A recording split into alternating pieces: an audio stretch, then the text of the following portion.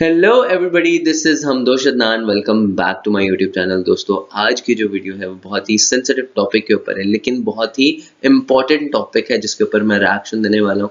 तो आज की जो वीडियो है उसका टाइटल है, अगर पाकिस्तान और इंडिया दोनों सेपरेट ना हुए होते तो क्या होता। तो ये वीडियो है बेसिकली ध्रुव राठी की, जिनकी वीडियो जो है वो रिसर्च ओरिएंटेड होती है। तो मैं काफ़ी जो है इसके ऊपर जो है रिसर्च भी कर चुका हूँ, लेकिन ये वाली वीडियो मैंने नहीं देखी। तो लेट्स स्टार्ट द वीडियो और इसके ऊपर क्या रिएक्शन होगा।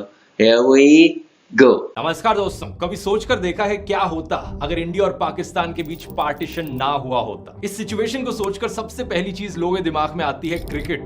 भाई क्या क्रिकेट टीम होती अगर सचिन तेंदुलकर और शोएब अख्तर एक ही टीम में होते, अगर बाबर आजम और विराट कोहली साथ में खेल रहे होते। फिर लोग बात करते हैं म्यूजिक की, क्या जबरदस्त म्यूजिक देश में प्रोड्यूस होता अगर दोनों देशों के म्यूजिशियन साथ में रहते। लेकिन ये सब तो ऊपर ऊपर की बातें हैं, इस चीज को काफी गहराई से देखा जा सकता है। एक यूनाइटेड इंडिया की इकोनॉमी कैसी दिखती है, इंटरनेशनल रिलेशंस पर क्या असर पड़ता, पॉलिटिक्स और मीडिया जैसी चीजों पर क्या इंपैक्ट पड़ता। आइए इस सिनेरियो पर एक सीरियस नजर डालते हैं और ये भी जानने की कोशिश करते हैं असली इतिहास देखकर कि क्या होना पड़ता अगर पार्टीशन को रोकना था तो। In August 1947, India gained independence after 200 years of British rule. As a British barrister draws a line on a map, a once peaceful land implodes. What followed was one of the largest and bloodiest forced migrations in history.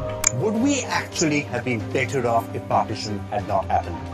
बंद आंखों से अक्सर सरहद पार चला जाता हूँ मिलने मेहदी हसन से। आंखों को वीजा नहीं लगता, सपनों की सरहद कोई नहीं। ओह, अपने वीडियो की शुरुआत करते हैं एक्चुअल हिस्ट्री से, क्योंकि उसे समझकर ही हम जान सकते हैं पार्टीशन को रोकने के लिए क्या किया जा सकता था। साल 1857 से शुरू करते हैं, रिवोल्ट ऑफ 1857, जिसमें हिंदूज और मुस्लिम्स साथ में मिलकर लड़े थे ब्रिटिश के खिलाफ। ब्रिटिश को इतना बड़ा झटका लगा कि इसके बाद उन्होंने अपनी डिवाइड एंड रूल की पॉलिसी चालू करी। लेट 1880s में पहली बार जिक्र किया जाता है टू नेशन थ्योरी का सैयद अहमद खान के द्वारा उनके भड़काऊ भाषणों में। इसकी डिटेल में बात मैंने पार्टीशन वाले वीडियोस में करी थी। 2 वीडियोस बनाए थे पार्टीशन के ऊपर, दोनों 20-20 मिनट के हैं। अगर आपने नहीं देखे हैं तो इनका लिंक मैं नीचे डिस्क्रिप्शन में डाल दूंगा, इसके बाद जाकर देख सकते हैं। साल 1905 में बंगाल का पार्टीशन कराया जाता है ब्रिटिश के द्वारा कम्युनल लाइंस पर। अगले साल 1906 में ऑल इंडिया मुस्लिम लीग की फाउंडेशन होती है। फिर साल 1909 में आते हैं the famous Morley Minto reforms और 1919 में मॉन्टेग्यू केम्सफोर्ड रिफॉर्म्स। इन दोनों का इस्तेमाल करके ब्रिटिश एक्चुअली में पॉलिटिकली डिवाइड कर देती है लोगों को धर्म के नाम पर, सेपरेट इलेक्टोरेट्स प्रोवाइड करके। सेपरेट इलेक्टोरेट्स मतलब धर्म के नाम पर कुछ सीटें होंगी जहां पर उसी धर्म के लोग वोट कर सकते हैं, जैसे कि कुछ मुस्लिम सीटें होंगी जहां पर सिर्फ मुस्लिम लोग वोट कर सकते हैं। इसके चलते हिंदूज और मुस्लिम्स के बीच में दरारें बढ़ने लगती हैं। साल 1916 में लखनऊ पैक्ट साइन किया जाता है कांग्रेस के बाल गंगाधर तिलक और मुस्लिम लीग के मोहम्मद अली जिन्ना के बीच में। इसके तहत कांग्रेस इन सेपरेट इलेक्टोरेट्स को एक्सेप्ट करती है मुस्लिम्स के लिए। कांग्रेस ऐसा क्यों करती है? उन्हें लगता है इससे हिंदू मुस्लिम के बीच में यूनिटी बढ़ेगी। लेकिन गांधी जी ने जैसा एक बार कहा था, the means are more important than the end. हिंदू मुस्लिम के बीच में यूनिटी बढ़ाने का इंटेंशन बहुत अच्छा है, लेकिन ये कम्युनल इलेक्टोरेट का शॉर्टकट लेना बहुत हानिकारक हो सकता है लॉन्ग टर्म में। लेकिन कांग्रेस के नेता ये नहीं सोच सके। साल 1915 में हिंदू महासभा की एस्टैब्लिशमेंट करी जाती है और 1923 में हिटलर के फैन बॉय विनायक सावरकर अपनी किताब लिखते हैं एसेंशियल्स ऑफ हिंदुत्व। इसमें ये बताते हैं कि कैसे हिंदुत्व का हिंदुइज्म से कुछ लेना देना नहीं है, बल्कि हिंदुत्व एक पॉलिटिकल आइडियोलॉजी है और देश में मुस्लिम्स और क्रिश्चियंस के लिए कोई जगह नहीं। इन्हें साथ मिलता है आरएसएस के लीडर एमएस गोलवलकर से, जो कि खुद एक हिटलर के फैन बॉय होते हैं। आगे चलकर साल 1925 में आरएसएस राष्ट्रीय स्वयंसेवक संघ की स्थापना होती है। आरएसएस के लोगों को एक्सप्लिसिटली बताया जाता है कि ब्रिटिश के खिलाफ किसी भी मूवमेंट में बिल्कुल पार्टिसिपेट मत करना, मुस्लिम्स और क्रिश्चियंस यहाँ पर हमारे असली दुश्मन हैं। तो इस पॉइंट तक आकर दोनों हिंदू और मुसलमानों में ऐसी ऑर्गेनाइजेशंस खड़ी हो गई हैं जो बंटवारे की भावना को प्रमोट करती है। इसी के चलते 1920s और 1930s का जो समय था उसमें भारी कम्युनल राइट्स देखने को मिलते हैं दोनों धर्मों के बीच। पार्टीशन की जो भावना थी वो यहाँ से जन्म लेने लगती है। 1933 रहमत अली, एक और हिटलर के फैन बॉय, एक पैम्फलेट लिखते हैं जिसका टाइटल होता है now or never are we to live or perish forever. इस पैम्फलेट को पाकिस्तान डिक्लेरेशन भी कहा जाता है। इसमें पहली बार डिमांड उठाई जाती है कि 5 northern provinces Punjab, NWFP, Kashmir, Sindh और बलूचिस्तान को एक सेपरेट मुस्लिम देश बनाया जाए जिसका नाम होगा पाकिस्तान को बाद में मॉडिफाई करके शब्द बना पाकिस्तान। 1937 सावरकर अपने भारत तोड़ो प्रोपेगेंडा को दोबारा से दोहराते हैं। हिंदू महासभा के अहमदाबाद सेशन में ये कहते हैं कि इंडिया एक होमोजेनस और यूनिटेरियन नेशन नहीं है। इंडिया के अंदर दो राष्ट्र हैं, एक हिंदुओं का और एक मुसलमानों का। 3 साल बाद साल 1940 में लाहौर सेशन में जिन्ना भी यही चीज कहते हैं। हिंदूज और मुस्लिम्स का सोशल ऑर्डर अलग है, अलग सिविलाइजेशंस हैं, तो मुस्लिम्स का अपना एक अलग होमलैंड होना चाहिए। ब्रिटिश वाइसरॉय लिनलिथगो इन्हें सपोर्ट करते हैं। उस वक्त के British prime minister Winston Churchill का मानना था कि पाकिस्तान अगर एक अलग देश रहेगा तो एक फेथफुल फ्रेंड की तरह बनेगा ये वेस्ट का, और एक डिफेंसिव वॉल की तरह बना रहेगा सोवियत यूनियन और सोशलिस्ट इंडिया के बीच। साल 1945 में वाइसरॉय वेवल भी कहते हैं कि विंस्टन चर्चिल फेवर में है पार्टीशन के। वो 3 देश बनाना चाहते हैं, पाकिस्तान, हिंदुस्तान और प्रिंसस्तान। अगस्त 1943 सावरकर कहते हैं कि उन्हें मिस्टर जिन्ना की 2 नेशन थ्योरी से कोई दिक्कत नहीं है।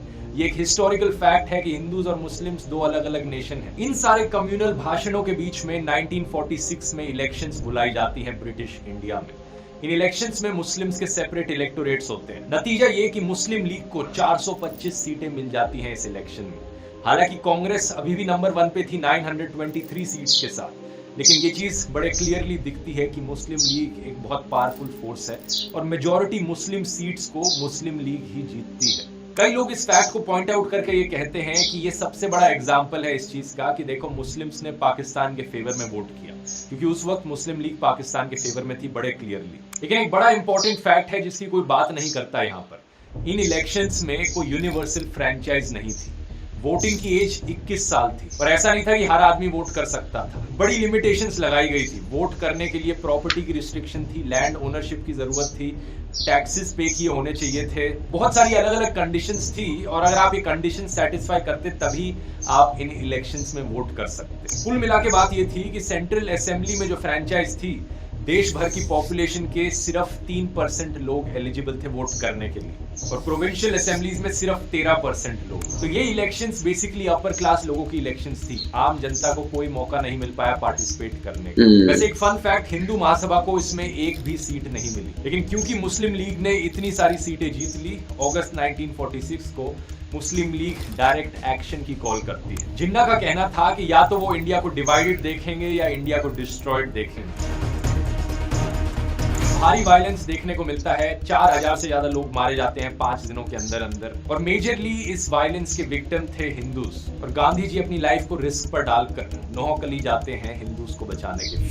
यहाँ पर एक छोटी सी एड ब्रेक लेकर मैं आपको बताना चाहूंगा पोलिंग इन्वेडर्स के बारे में, क्योंकि एक ऐसा प्लेटफॉर्म है जो आपको यार ये जो प्रमोशंस है ना, ये बड़ी अच्छी चीज होती है वीडियोस के अंदर, आपने प्रमोट करो चीजों को, लेकिन जब तक ये ऐड वो हो रहा है, मैं आपको एक बात बताता हूँ कि बड़ी सारी चीजें हैं इस वीडियो के अंदर, मैंने जो भी देखी है वो मैं आपको एंड में बताऊंगा।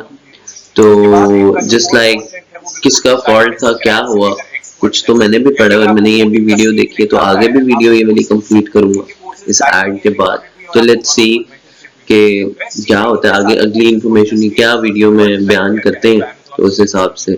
लेकिन टू बी वेरी ऑनेस्ट कि जो पार्टीशन है उसमें ना जिन्ना का कसूर था ना गांधी जी का कसूर था, तो कसूर था basically divide and rule policy का, जिसकी वजह से सालों 75 साल हो गए और इन 75 सालों में दोनों बाउंड्रीज आपस में लड़ रही। तो मैं आपको इसका एंड में बताता हूँ जरा।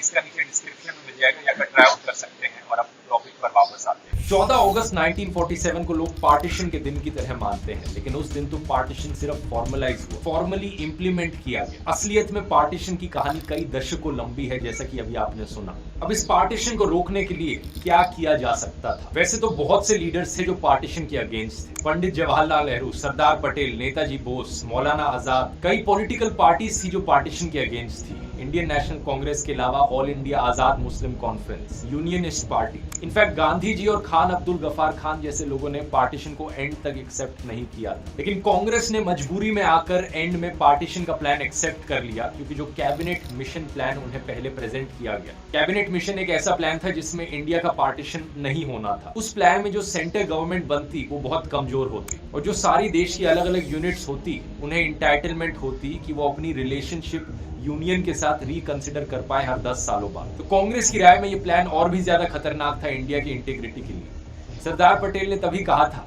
Nobody likes the division of India, but the choice is between one division and many divisions. उन्हें लगा था पार्टीशन को एक्सेप्ट करके हम खून खराबे को होने से रोक सकते हैं। डर ये था कि अगर पार्टीशन को नहीं होने दिया तो मुस्लिम लीग शायद से लार्ज स्केल वायलेंस शुरू कर दे। कम्युनल टेंशन इतनी ज्यादा बढ़ जाए कि रेजिमेंट्स और पुलिस फोर्सेस के अंदर भी लोग धर्म के नाम पर एक दूसरे से अलग होकर देखने लगे। ऐसा होता या नहीं होता ये कहना बड़ा मुश्किल है, लेकिन एक चीज जरूर है, पार्टीशन के बावजूद भी अनफॉर्चुनेटली बहुत ज्यादा खून खराबा देखा गया।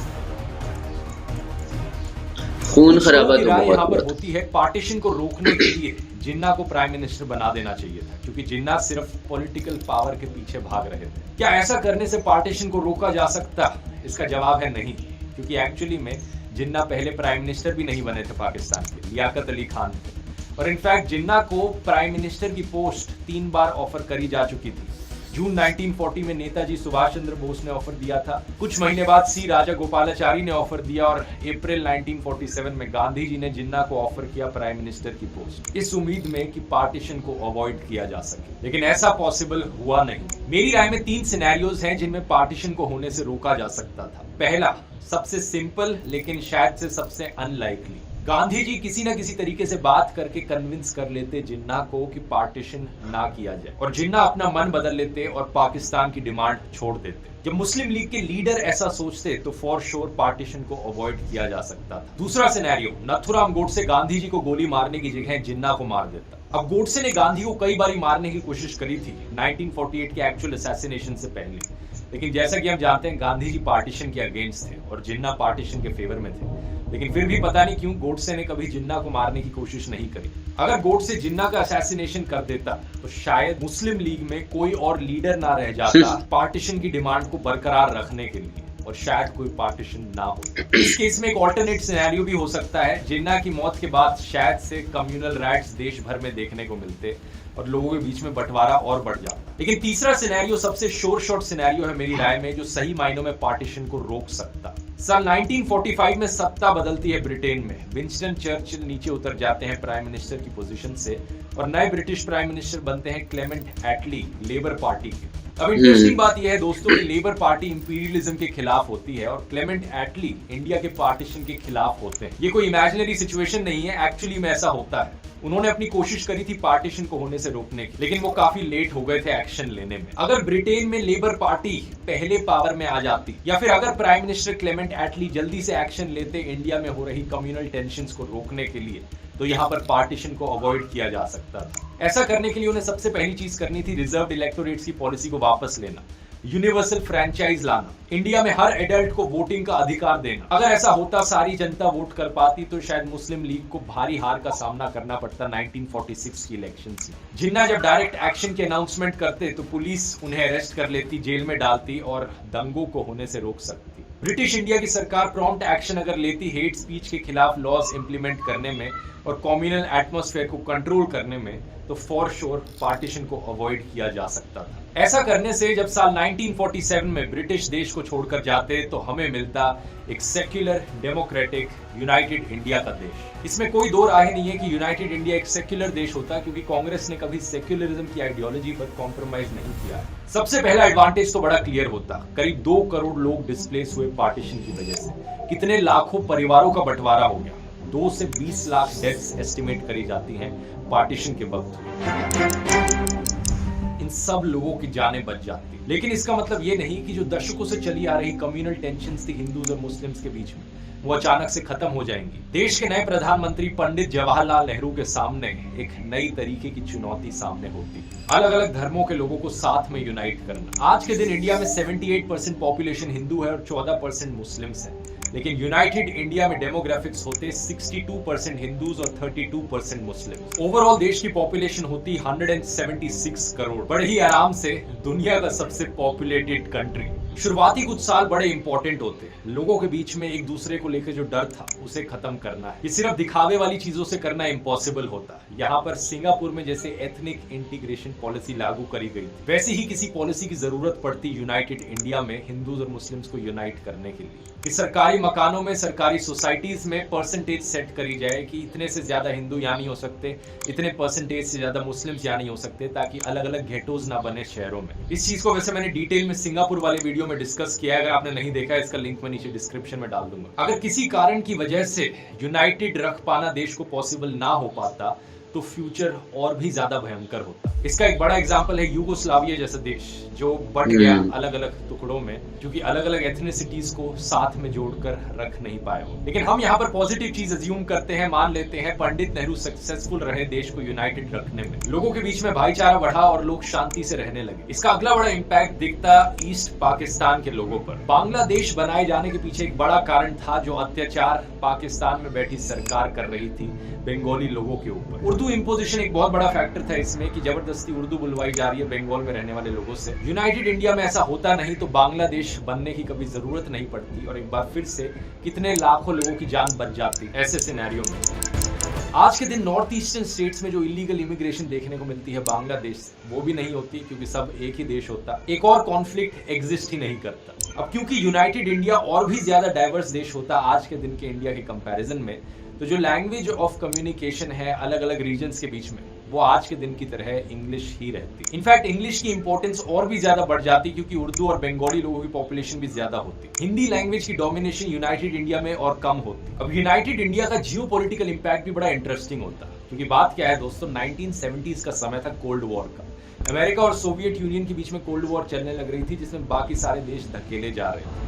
पाकिस्तान एक प्रॉक्सी की तरह बनता है अमेरिका का। अफगानिस्तान एक लैंडलॉक्ड देश था और अफगानिस्तान में हथियार पहुंचाने के लिए, एंटी सोवियत फाइटर्स को सपोर्ट करने के लिए अमेरिका ने पाकिस्तान के हथियार भिजवाए। इसकी वजह से इवेंचुअली जाकर तालिबान का जन्म हुआ। अमेरिका ने अपने इंटरेस्ट के लिए वहां पर रिलीजियस एक्सट्रीमिज्म को सपोर्ट किया। अब लेकिन पाकिस्तान की जगह अगर यूनाइटेड इंडिया का देश होता, ज्यादा बड़ा देश होता, ज्यादा ताकतवर देश होता, और इतनी बड़ी कोल्ड वॉर में इतने बड़े देश के लिए न्यूट्रल रहना आसान रहता। इंडिया भी इनफैक्ट काफी हद तक न्यूट्रल ही था कोल्ड वॉर में। तो होता क्या कि अमेरिका के पास कोई जरिया नहीं बचता अफगानिस्तान में हथियार पहुंचाने का, तो शायद तालिबान का कभी जन्म ही ना हुआ होता। तालिबान की हिस्ट्री में अगर आप ऐसे इंटरेस्टेड है तो इस पर भी मैंने पूरे वीडियोस बनाए हैं दो, इनका भी लिंक मैं नीचे डिस्क्रिप्शन में डाल दूंगा। अब अगर तालिबान का भी जन्म ना हुआ होता और पाकिस्तान का कोई देश ही एग्जिस्ट नहीं करता, तो जो रीजनल टेंशंस हमें देखने को मिलती है, आतंकवादी संगठन जो हमें देखने को मिलते हैं, वो भी एग्जिस्ट नहीं करते। हो सकता है अफगानिस्तान एक काफी बड़ा एलाय बन जाता है यूनाइटेड इंडिया का। ऐसे केस में रीजनल जियोपॉलिटिक्स की बात करें तो कश्मीर का पूरा मुद्दा ही खत्म हो जाता।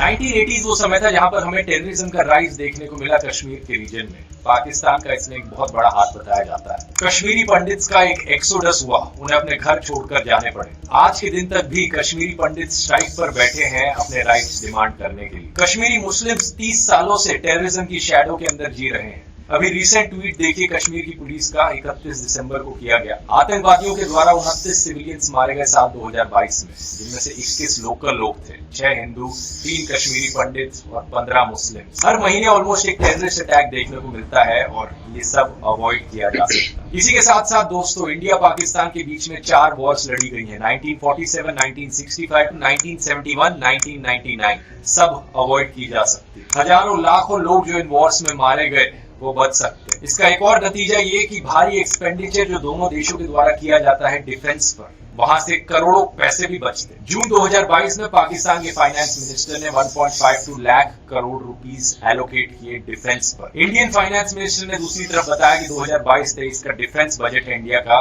5.25 लाख करोड़ रुपीस, ऑलमोस्ट 7 लाख करोड़ रुपए एक ही साल में बच रहे हैं। इमेजिन करो अगर इस सारे पैसे को एजुकेशन, हेल्थ केयर, इंफ्रास्ट्रक्चर जैसी चीजों पर स्पेंड किया जाता। यूनाइटेड इंडिया देश इंफ्रास्ट्रक्चर और इकोनॉमिक डेवलपमेंट के नाम पर कहीं ज्यादा और आगे होता। ऐसा नहीं है कि यूनाइटेड इंडिया को अपने बॉर्डर्स को गार्ड करने की जरूरत नहीं पड़ती। जो चाइना से थ्रेट आता है वो तो फिर भी एग्जिस्ट करता, लेकिन चाइना जैसा देश भी 2 बार सोचता इतने बड़े देश से पंगे लेने से पहले। अगर लोगों की बात करें तो पाकिस्तान के रीजन में रहने वाले लोगों के लिए यूनाइटेड इंडिया के अंदर उनकी जिंदगियां काफी बेहतर होती। क्योंकि जहां एक तरफ ये इंडिया बात रिपब्लिक सच बना है। साल 1950 में, पहली इलेक्शंस इंडिया में 1952 में कराई गई, India, that is Bharat, shall be a sovereign democratic republic. वहीं दूसरी तरफ पाकिस्तान को सालों लग गए एक कॉन्स्टिट्यूशन तक बनाने में। उनका पहला कॉन्स्टिट्यूशन साल 1956 में बना, जिसके बाद उसे सस्पेंड किया गया और मार्शल लॉ इम्पोज किया गया।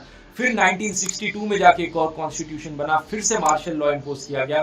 फिर 1973 में एक और कॉन्स्टिट्यूशन, जिसे एक बार फिर से सस्पेंड किया गया और 1985 के बाद रिस्टोर किया गया। I would like to thank the House for once again reposing confidence in me. एक प्रॉपर कॉन्स्टिट्यूशन में इतना समय लग गया, बार बार मिलिट्री कूच देखने को मिले। आज के दिन तक एक भी पाकिस्तान का प्राइम मिनिस्टर अपनी 5 साल की पूरी टर्म कंप्लीट नहीं कर पाया है और डेमोक्रेसी इंडेक्स में पाकिस्तान का स्कोर सिर्फ 4.31 आउट ऑफ 10 है। इसे एक हाइब्रिड रेजिम क्लासिफाई किया जाता है। ग्लोबल पीस इंडेक्स में पाकिस्तान की रैंक 147, जीडीपी पर कैपिटा में पाकिस्तान 144 पर, और इनइक्वालिटी भी बहुत ज्यादा। इस सब का कहीं ना कहीं एक कोरिलेशन बनाया जा सकता है रिलीजन से। दुनिया भर में करे गए सर्वेज ने बार बार दिखाया है कि कैसे दुनिया के सबसे गरीब देश रिलीजन को सबसे ज्यादा इंपॉर्टेंस देते हैं और जो सबसे ज्यादा डेवलप्ड कंट्रीज है दुनिया की, वहां पर रिलीजन को इतना इंपॉर्टेंट नहीं माना जाता। तो पाकिस्तान अगर एक सेक्युलर देश होता तो इन सारे फैक्टर्स में इंप्रूवमेंट देखने को मिलती। इसी एक्सट्रीमिज्म की वजह से माइनॉरिटीज को सफर करना पड़ता है पाकिस्तान के अंदर। सिख्स, हिंदूज, शिया मुस्लिम्स, अहमदिया मुस्लिम्स के खिलाफ अत्याचार देखने को मिलता है। लेकिन ऐसा नहीं है कि जो देश में मेजॉरिटी रिलीजन है वो बड़ा खुश रह रहा हो। इन्फ्लेशन और अनएम्प्लॉयमेंट की प्रॉब्लम बहुत ज्यादा है पाकिस्तान में और हमारा इंडिया का गोदी मीडिया इसके बारे में बहुत खबर सुनाता है। पाकिस्तान में बेरोजगारी से युवा परेशान है। पाकिस्तान में बेतहाशा महंगाई देखने को मिली। पाकिस्तान ने अपने देश के लोगों को महंगा ईंधन खरीदने के लिए मजबूर कर दिया है। तो एक चीज ये भी कही जा सकती है कि यूनाइटेड इंडिया में हमारे मीडिया के पास पाकिस्तान जैसा कोई देश नहीं होता जिसकी खबर ये बार बार सुना सकते। शायद तभी अफगानिस्तान के बारे में बात करने लग जाते या ईरान के बारे में बात करने लग जाते, लेकिन थोड़ा सा इन्हें काम के मुद्दों पर ज्यादा बात करनी पड़ती। अब ऐसा नहीं है कि इंडिया में माइनॉरिटीज के खिलाफ अत्याचार नहीं देखने को मिलता है जैसा पाकिस्तान में मिलता है। इंडिया में भी मुस्लिम्स और दलित्स पर अत्याचार होते हैं, हिंदुओं को भी दंगों में मारा जाता है। लेकिन ये इसलिए नहीं होता क्योंकि इंडिया सेक्युलर है, ये इसलिए होता है क्योंकि जो लोग ये अत्याचार करते हैं वो सेक्युलरिज्म को एक गाली मानते हैं। रिलीजियस एक्सट्रीमिज्म इंडिया में भी हमें देखने को मिलता है जिसकी वजह से ये सब होता है। एक बड़ा इम्पैक्ट यूनाइटेड इंडिया का इंटरनल पॉलिटिक्स पर भी पड़ता। जो पॉलिटिशियंस अपनी पॉलिटिक्स करते हैं पाकिस्तान के नाम पर कि हमने पाकिस्तान को आंख दिखा दी, विपक्षी पार्टी पाकिस्तान की भाषा बोलती है, यूनाइटेड इंडिया में ये सारी कंस्पिरेसी थ्योरीज और प्रोपेगेंडा फेल हो जाता। तब शायद इन्हें चाइना का नाम लेना पड़ता अपनी पॉलिटिक्स करने के लिए। जॉर्ज ऑरवेल की लेजेंडरी किताब 1984 में एक फेमस कोट है, वॉर इज पीस। इस किताब में एक ऐसे देश के बारे में बताया गया है जो कॉन्स्टेंटली वॉर पर रहता है बाकी देशों से। इंपॉर्टेंट ये नहीं है कि किस देश के साथ वॉर हो रही है, इंपॉर्टेंट ये है कि वॉर हो रही है, हमेशा वॉर होती रहे, क्योंकि वॉर की मदद से ही ये स्पेशल मेंटल एटमॉस्फेयर बने रहता है, सोसाइटी का ध्यान भटके रहता है। जीडीपी की बात करी जाए तो शायद ज्यादा असर ना पड़ता क्योंकि इंडिया का जीडीपी ऑलरेडी काफी बड़ा है पाकिस्तान या बांग्लादेश के कंपैरिजन में।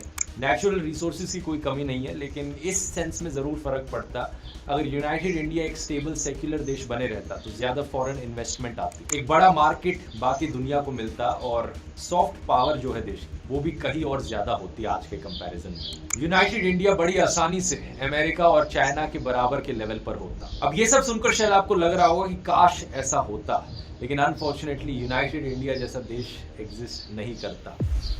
यहाँ निराश होने की बात नहीं है दोस्त, ये बात सच है कि हमारे फोर फादर्स इस काम में सक्सेसफुल नहीं रहे, लेकिन याद रखिए फ्यूचर हमारे हाथों में है। आने वाले समय में क्या होगा ये हम लोग तय करेंगे। हम पार्टीशन को तो रोक नहीं सके, लेकिन हम रीयूनिफिकेशन को जरूर कर सकते हैं। अगर ईस्ट जर्मनी और वेस्ट जर्मनी रीयूनाइट कर सकते हैं, नॉर्थ वियतनाम और साउथ वियतनाम रीयूनाइट कर सकते हैं, तो इंडिया, पाकिस्तान, बांग्लादेश क्यों नहीं रीयूनाइट कर सकते? जब लोग रीयूनिफिकेशन के बारे में सोचते हैं तो वो हमेशा टॉप बॉटम अप्रोच से सोचते हैं। उन्हें लगता है किसी दिन कोई बड़ा लीडर आएगा, कोई महान आदमी आएगा जो इंडिया, पाकिस्तान, बांग्लादेश को रीयूनाइट कर देगा और चमत्कार हमें देखने को मिलेगा। लेकिन ऐसा कभी नहीं होने वाला दोस्तों। जो बदलाव है वो हमेशा बॉटम टू टॉप जाता है। ये रीयूनिफिकेशन का जो सेंटिमेंट है ये पहले जनता में आना चाहिए। जब जनता ऐसी चीज को सपोर्ट करेगी तो अपने आप कोई ना कोई पॉलिटिशियन निकल कर आएगा जो जनता के बिहाफ पर मुद्दा उठाएगा वोट्स लेने के लिए, और फिर जाके ये पॉसिबल हो सकता है। जैसा आपने देखा इस वीडियो में, पार्टीशन कोई एक दिन में नहीं हो गया था,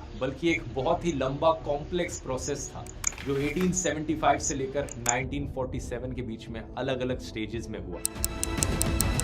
तो जब हम रीयूनिफिकेशन की बात करते हैं हमें उसे एक लंबे प्रोसेस की तरह समझना चाहिए। जो स्टेप बाय स्टेप घटनाएं हुई जिसकी वजह से एंड में जाकर पार्टीशन हुआ, हमें स्टेप बाय स्टेप उसका उल्टा करना होगा। माइनॉरिटीज के खिलाफ अत्याचार को खत्म करना होगा, कम्युनल पॉलिटिक्स को खत्म करना होगा, धर्म के नाम पर जो राजनीति करी जाती है उसे खत्म करना होगा, हिंदुओं और मुसलमानों के बीच में नफरत को खत्म करना होगा। और जब तीनों देश इंडिया, पाकिस्तान और बांग्लादेश ऐसा इंटरनली अपने देश के अंदर करने में सक्सेसफुल होंगे, धीरे धीरे इनके बीच में कोऑपरेशन अपने आप बढ़ेगी और रीयूनिफिकेशन फिर एक नेचुरल स्टेप की तरह लगेगा। कुछ इसी तरीके से यूरोपियन यूनियन की फॉर्मेशन हुई थी। जर्मनी और फ्रांस जैसे देश जो एक समय पर एक दूसरे के बड़े दुश्मन हुआ करते थे, उन्होंने अपने देशों के अंदर इस नफरत को खत्म किया, कोऑपरेशन बढ़ने लगी, यूनिटी बढ़ने लगी और धीरे धीरे जाकर step by step European union की फॉर्मेशन हुई। कुछ इसी तरीके से एक एशियन यूनियन भी बनाया जा सकता है।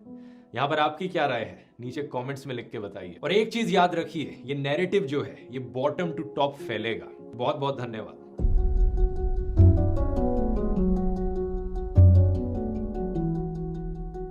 वीडियो बहुत अच्छी थी। सबसे पहले इनकी जो वीडियो है वो रिसर्च ओरिएंटेड होती है और ये बहुत ही ज़्यादा कंसाइज करके हर चीज़ को बयान करते हैं।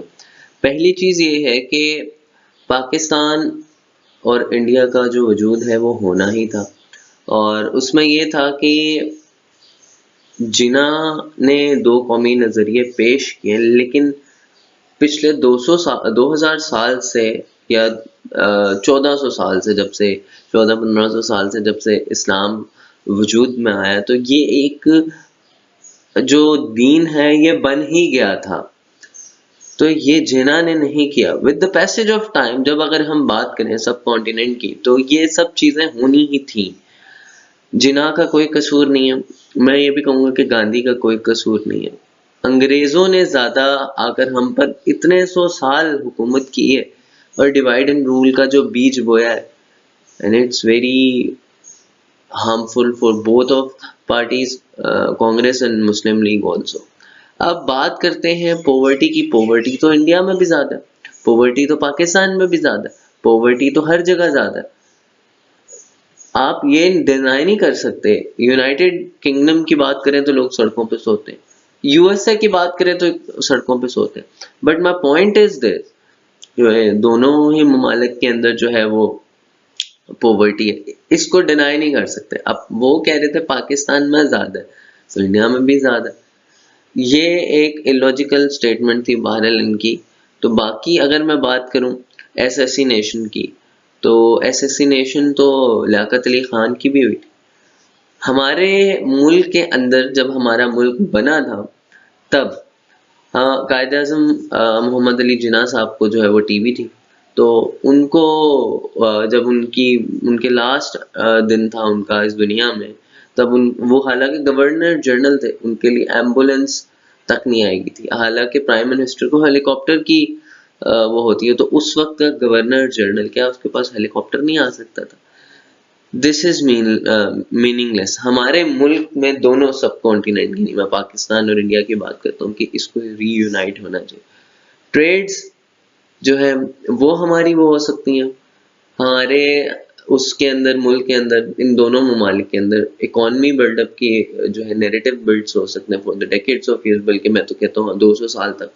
तो इसको यूनाइट होना चाहिए और जो हमारे आपस के अंदर जितने भी सिनेरियोज हैं, जितनी भी चीज़ें, उन सबको हम दुश्मनी को ख़त्म करें और एक अच्छा मुल्क जो है वो लेके आए इस दुनिया के अंदर और स्टेबलाइज। तो इसी के साथ ही आप लोग मेरी वीडियोस को लाइक करें, शेयर करें, सब्सक्राइब ज़रूर कर दीजिएगा, साथ घंटी को भी बजा दें। Good bye.